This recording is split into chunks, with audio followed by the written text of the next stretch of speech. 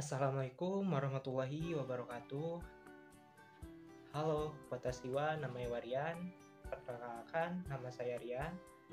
Nah, pada seri video kali ini kita akan sedikit membahas tentang Jepang sebagai negara maju. Nah, dalam video kali ini kita akan bahas apa saja sih indikator yang menjadikan Jepang disebut sebagai negara maju. Nah, untuk lebih jelasnya kita lanjut. Nah, negara Jepang merupakan sebuah negara kepulauan yang terletak di benua Asia, lebih tepatnya di benua Asia Timur. Nah, ibu kota negara Jepang ini adalah kota Tokyo, di mana kota Tokyo ini merupakan kota paling ramai di negara Jepang, serta merupakan pusat dari negara Jepang itu sendiri.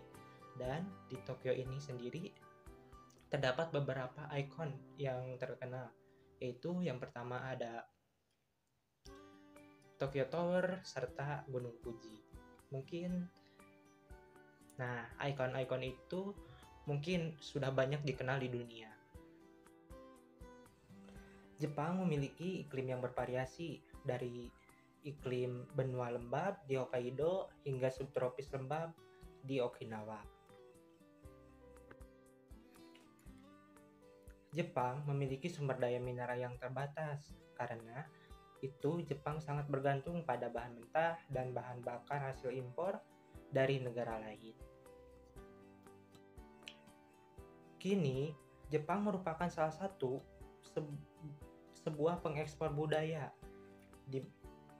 Salah satunya anime, manga, mode, film, kesusastraan, video game, dan musik Jepang. Budaya Jepang ini disambut hangat di seluruh dunia, terutama di negara-negara Asia yang lainnya. Jepang juga merupakan salah satu negara terkemuka di dunia dalam bidang ekonomi, teknologi, dan inovasi. Nah, sekarang kita akan membahas tentang indikator-indikator negara maju dari negara Jepang. Nah, apa saja sih indikator-indikator tersebut? Mari kita ulas. Nah, untuk yang pertama ada indikator kuantitatif, yaitu tingkat pertumbuhan penduduk dari negara Jepang.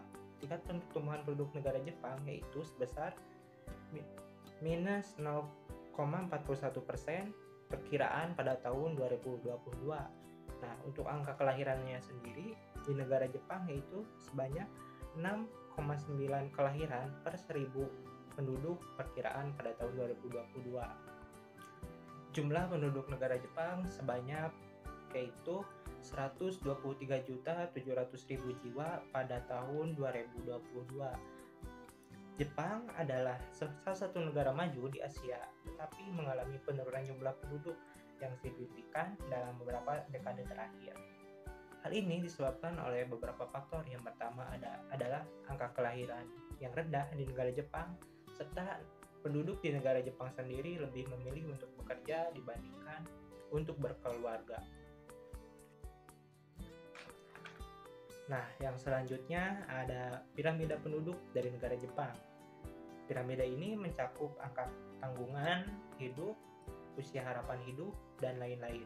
Untuk piramida penduduk sendiri bisa dilihat seperti ini. Yang selanjutnya ada pendapatan per kapita. Pendapatan per kapita ini dari negara Jepang bisa dilihat dari data berikut ini. Nah, baik, untuk selanjutnya yaitu kita akan membahas mengenai indikator kualitatif negara maju Jepang. Yang pertama ada etos kerja.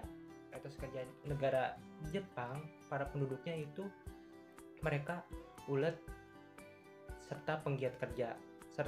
Dan para penduduk di negara Jepang, etos kerjanya itu sangat tinggi. Serta mereka berdedikasi tinggi pada pekerjaan dan mereka berdisiplin pada waktu.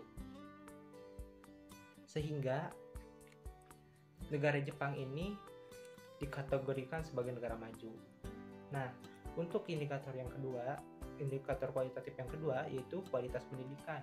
Kualitas pendidikan di negara Jepang ini termasuk kualitas yang sangat baik, di mana banyak pendidikan dari tingkat dasar hingga tingkat perguruan tinggi di Jepang itu memiliki kualitas yang baik. Misalnya di tingkat perguruan tinggi sendiri di Jepang terdapat universitas-universitas yang ternama di Asia bahkan di dunia. Mungkin salah satunya yaitu Universitas Tokyo, Waseda, dan lain-lain. Nah, yang ketiga indikator kualitatif yaitu mengenai kualitas kesehatan. Nah, kualitas kesehatan di sini negara Jepang sendiri, para penduduknya itu memiliki angka harapan hidup yang rata-rata tinggi dibanding negara maju di Asia dan di negara lain di dunia, di mana angka harapan hidup ini bisa mencapai angka rata-rata 86 tahun.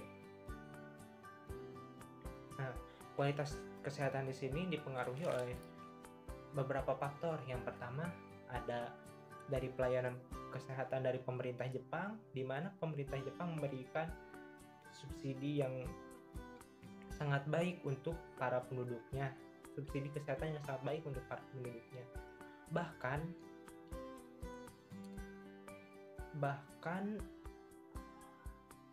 subsidi kesehatan ini bisa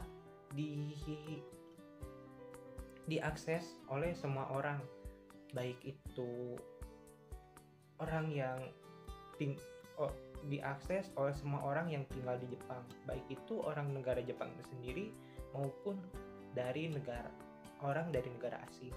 Mereka bisa mengakses subsidi kesehatan dari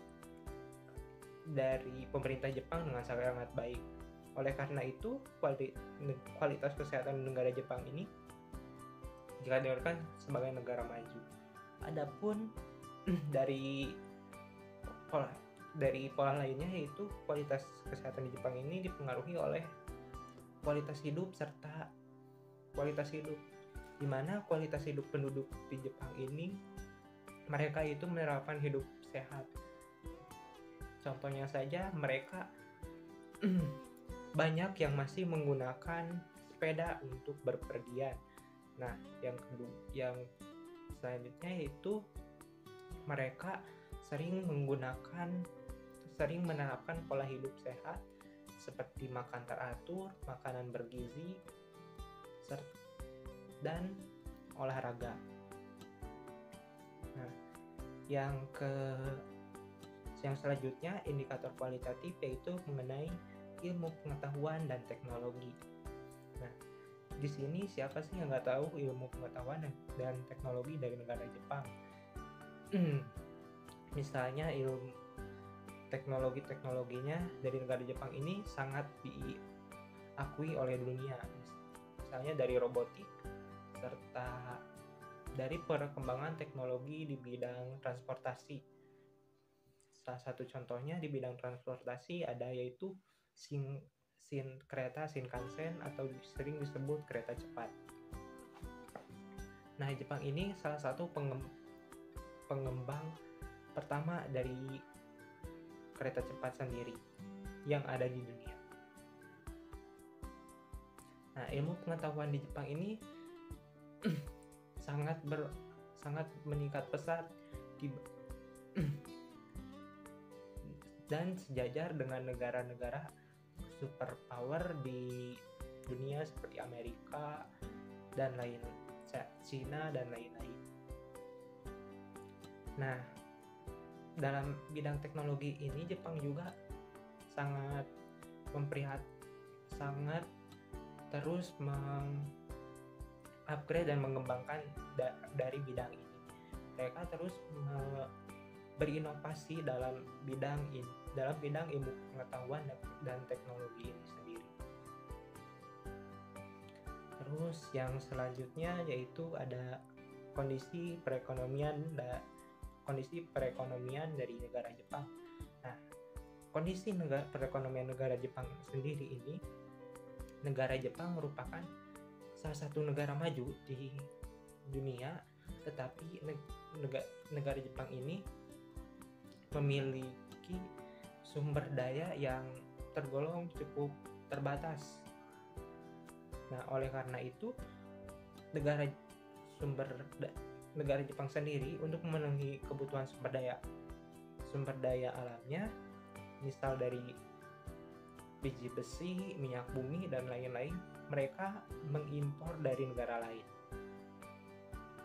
Nah, untuk kondisi perekonomian sendiri di sini, Jepang merupakan salah satu negara dengan tingkat perekonomian tertinggi di benua Asia maupun dunia.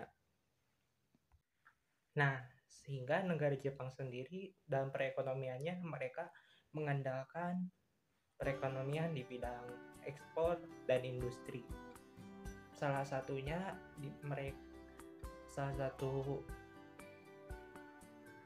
pendapatan terbesar dari perekonomian di Jepang itu dari bidang manufaktur dan salah satunya perikanan serta ekspor dari budaya Jepang itu sendiri. Nah, untuk dari manufaktur sendiri, seperti kita tahu, Jepang merupakan salah satu negara pengekspor kendaraan transportasi terbesar di Asia, bahkan di dunia itu sendiri. Salah satunya yaitu kita tahu merek-merek dari mobil dari Jepang seperti Toyota, Honda, Suzuki, dan lain sebagainya. Serta perusahaan di manufaktur Jepang sendiri, mereka memproduksi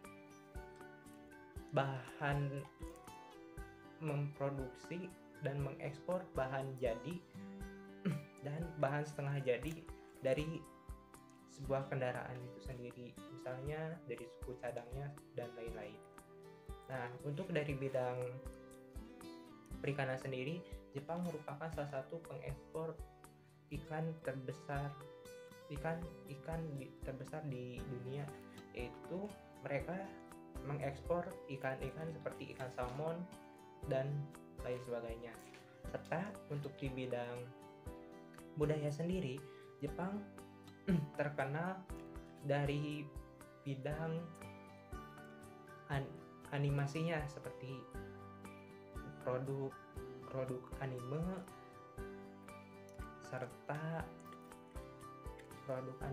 dan musik serta kebudayaan Jepang sendiri itu sudah dikenal oleh masyarakat di luar daerah Jepang.